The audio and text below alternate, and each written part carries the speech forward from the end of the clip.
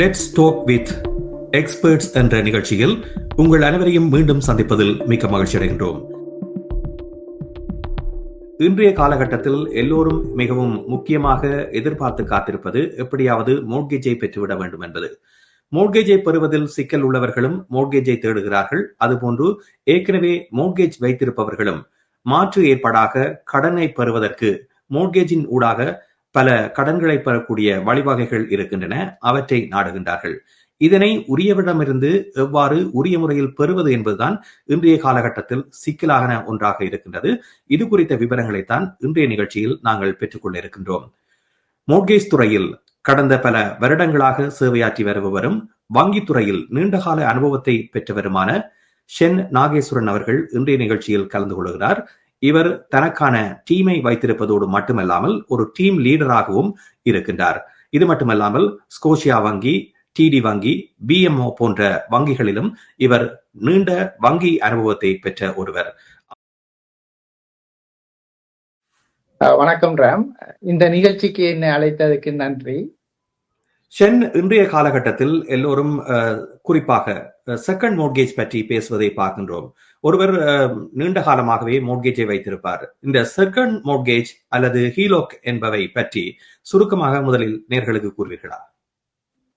Second mortgage இப்ப first மோட்கேஜை close பண்ணாம அப்படியே மேஜர் வங்கிகள்ல ஃபர்ஸ்ட் மோட்கேஜ் வச்சிருப்பினோம், நல்ல இன்ட்ரெஸ்ட் ரேட் வச்சிருப்பினோம். அப்ப அதை பிரேக் பண்ணாம செகண்ட் மோட்கேஜ் எடுக்கலாம். செகண்ட் மோட்கேஜ் இப்ப கடன் credit card, line of credit, car loan எல்லாம் மந்த்லி பேமெண்ட் எல்லாம் சரியான ஹை பேமெண்டா இருக்கும். அப்ப செகண்ட் மோட்கேஜ் எடுத்தினோம்னு சொன்னா வட்டி வீதம் சரியான குறைவு. அந்த வட்டி வீதம் எல்லா லோனையும் செகண்ட் மோட்கேஜால பே ஆஃப் பண்ணி போட்டு, வங்கி கூடின வட்டி இருக்கிற லோன் எல்லாத்தையும் பே பண்ணி போட்டு சிங்கிள் பேமெண்டா செகண்ட் மோட்கேஜ் பே பண்ணலாம். கேஷ் ஃப்ளோ எல்லாம் இம்ப்ரூவ் பண்ணணும். அப்ப பட்ஜெட் எல்லாம் நல்லா இம்ப்ரூவ் பண்ணணும்.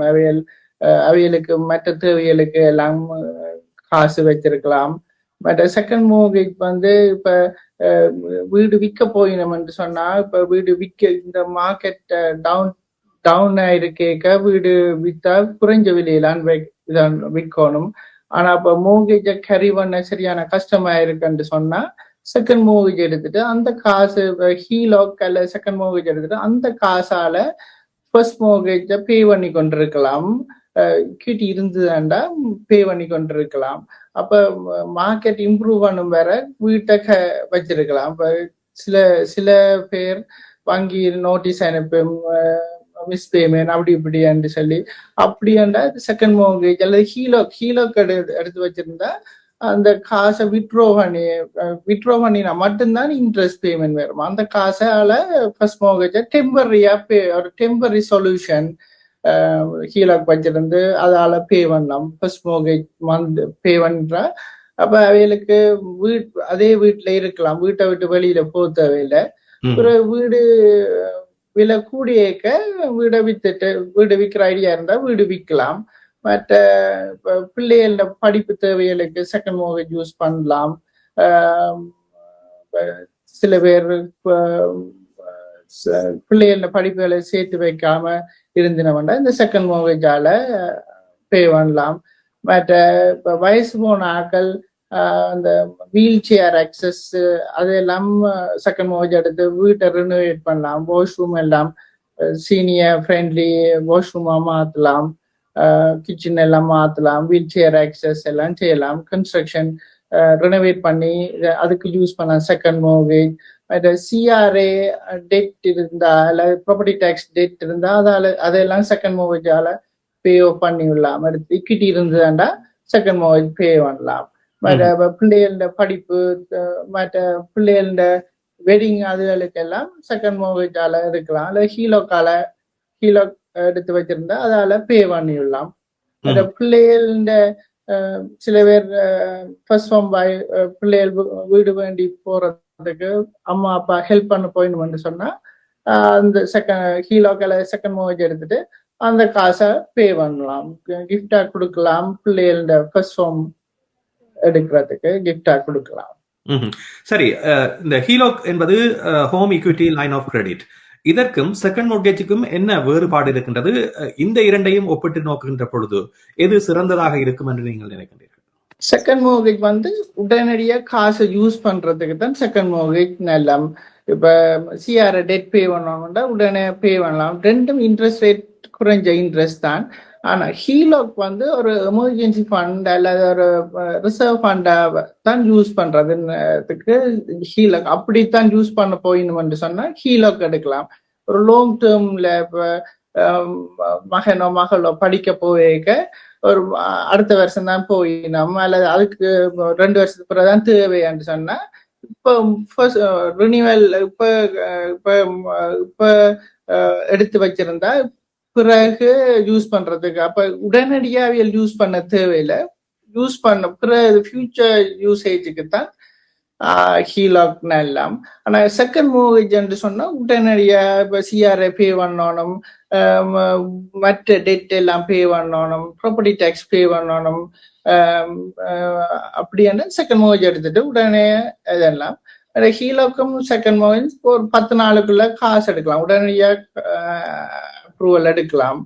அப்ப இதன் உடனடி தேவையான செகண்ட் மோர்கேஜ். இப்போது நாங்கள் பார்க்கின்ற பொழுது பலர் கூறுகிற விடயம் மோர்கேஜை தாங்கள் எடுத்த பொழுது இருந்த நிலையில் தாங்கள் இல்லை என்று. ஒவ்வொருடைய வாழ்க்கையில் பல்வேறு மாற்றங்கள் ஏற்படும். இந்த சூழலில் இதற்கான அப்ரூவல் ப்ரோசஸ் என்பது எப்படி இருக்க போகிறது? ஏனென்றால் ஒரு ரீஃபைனான்ஸ் செய்வது போன்று இதனுடைய படிமுறைகள் இருக்குமா அல்லது இதில் வித்தியாசம் இருக்கிறதா? ஃபர்ஸ்ட் மோர்கேஜ் எடுக்கிற மாதிரி அவ்வளோத்துக்கு இன்கம் எல்லாம் தேவையில்லை. இப்போ ஒரு 100,000 200,000 செகண்ட் மோர்கேஜ் அல்லது ஹீலாக் எடுக்கிறேன்னு சொன்னா அவ்வளோ இன்கம் தேவையில்லை. மற்ற ஃபர்ஸ்ட் மோர்கேஜ் பேங்க்ல இருக்கத்தக்கனையாவே ரீஜனல் பேங்க், மோர்கேஜ் இன்வெஸ்ட்மெண்ட் கார்பரேஷன்ல செகண்ட் மோர்கேஜ் எடுக்கலாம். அதுக்கெல்லாம் பெரிய இன்கம் தேவையில்லை, சாதாரண இன்கம் இருந்தாலே காணும். இப்போ ஃபுல்லா ரீஃபைனான்ஸ் பண்ணி எடுக்கிறேன்னு சொன்னா இன்கம் குவாலிஃபை பண்றதுக்கு சரியான இன்கம் கணக்கு தேவைப்படும்.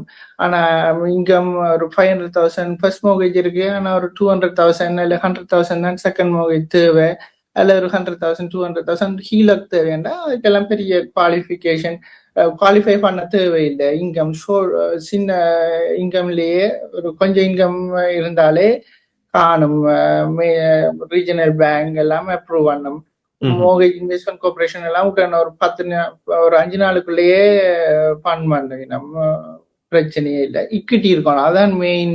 இது இக்விட்டி இருந்ததுண்டா உடனே செய்யலாம். செகண்ட் மோர்கேஜ் எடுத்துட்டு ஒரு டெம்பரரி சொல்யூஷன், பிறகு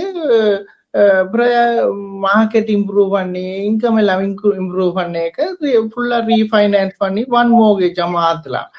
செகண்ட் மோர்கேஜ் ஹீலாக் எல்லாம் ஒரு டெம்பரரி சொல்யூஷன். ஹீலாக் ஒரு லாங் டேர்முக்கு ஒரு எமர்ஜென்சி ஃபண்ட், ஒரு பீஸ் ஆஃப் மைண்டா இருக்கும். காசு இருக்கு, உடனே அக்சஸ் பண்ணக்கூடிய இருக்கும். அப்ப அவங்களுக்கு ஒரு ஸ்ட்ரெஸ் இல்லாம இருக்கும். ஒரு கேஷ் அக்சசபிளா இருக்குதுன்னு சொல்லி அந்த ஒரு நினைப்பு இருந்தாலே ஒரு மைண்ட், ஒரு பீஸ் ஆஃப் மைண்டா இருக்கும். வாழ்க்கையினுடைய சிறந்த போக்குக்கு இவ்வாறான முன்னேற்பாடுகளை செய்து வைப்பது நல்லது. அதற்கு ஹீலோக் ஒரு சிறந்த உதாரணமாக இருக்கின்றது. இப்பொழுது பலர் சொல்லுகின்ற விடயம், இந்த ஹீலோக் என்பது சில வேளைகளில் பாவிக்காமல் விடுகின்ற பொழுது வங்கிகள் அதனை குறைக்கின்றன அல்லது தங்களிடமிருந்து அதனை பறிக்கின்றன என்று. இதில் உண்மை இருக்கிறதா? உண்மை இருக்கிறது. ஆனா அது எக்ஸ்ட்ரீம் சிச்சுவேஷன்லாம் அப்படியும் பேங்க் செய்கிறது. இது கிளையன்ட்ஸ் கிரெடிட் சரியா பேட் ஆகிட்டினம், மோர்கேஜ் எல்லாம் மிஸ் பண்ணினம் சொன்னா பேங்க் குறைக்க அவைகளுக்கு ரைட்ஸ் இருக்கு. ஃபர்ஸ்ட் அவைகள் அப்ளிகேஷன் இதண்டேக்கே அப்படியெல்லாம் இதண்டினம். ஸ்பெஷலா கிரெடிட்ட குறைக்காம பார்த்து கொள்ளணும். கிரெடிட் தான் வெரி இம்பார்ட்டன்ட். கிரெடிட் பேட் ஆக்கினா பேங்க் உடனே இதனும். ஆனா இது ஹீலோக்க குறைக்கிறதெல்லாம் வெரி எக்ஸ்ட்ரீமா தான் செய்யும். பேங்க் உடனே போய் அமௌண்ட்டை குறைக்காது. மிஸ் பேமெண்ட்கள், கணக்கு மிஸ் பேமெண்ட், கணக்கு மோர்கேஜ் அப்ளிகேஷன், அப்படி கணக்கு இது லிமிட் எல்லாம் நல்லா கூடி ஃபுல்லாக்கி இதண்டி ஓவரா யூஸ் பண்ணேக்கதான் பேங்க் ஃப்ரீஸ் பண்ணும் அல்ல அந்த அமௌண்ட்டை குறைக்கிற ஒரு கணக்கு எல்லா கிரெடிட் கார்டு எல்லாம் மேக்ஸ் பண்ணி இருக்கேக்க பேங்க் கூட தெரியும் இவையல் ஃபைனான்சியல் ஸ்ட்ரகிள் இருக்கேக்க அப்ப எல்லாம் ஒரு பேட் டேட்டாவே வரும். அப்ப தாங்கள் புதுசா காசை கொடுக்கறதுக்கு விரும்ப மாட்டோம். அப்ப உடனே லிமிட்டை குறைச்சு இதாண்டு 2 தரம் இந்த 12 மந்த்ல 2 தரத்துக்கு மேல 2 தரம் மிஸ் பேமெண்ட் இல்ல 2 தரம் அந்த மினிமம் பேமெண்ட் மிஸ் பண்ணினாலும் ஆனா இதெல்லாம் ஒரு எக்ஸ்ட்ரீமா தான் இதாண்ட பேங்க் உடனே இப்ப ஒரு மிஸ் பேமெண்ட் பண்ணினோம் அல்லது ஒரு கிரெடிட் ஒரு டெம்பரரியா இன்க்ரீஸ் பண்ணோம் லிமிட்டை தாண்டின உடனே போய் குறைக்க மாட்டோம். ஆனா ஒரு பேட்டர்னை பார்த்து பேங்க் அந்த சரியான ஸ்ட்ரகிள்ல போயினோம் அப்படி என்று தெரிஞ்சாதான் அந்த மேலும் ரிஸ்க் எடுக்காம இருக்கிறதுக்காக அந்த ரிஸ்க் மேனேஜ்மெண்ட் உடனே அந்த சிஸ்டம் அலர்ட் பண்ணி அமௌண்ட்டை குறைச்சு விடுறாங்க.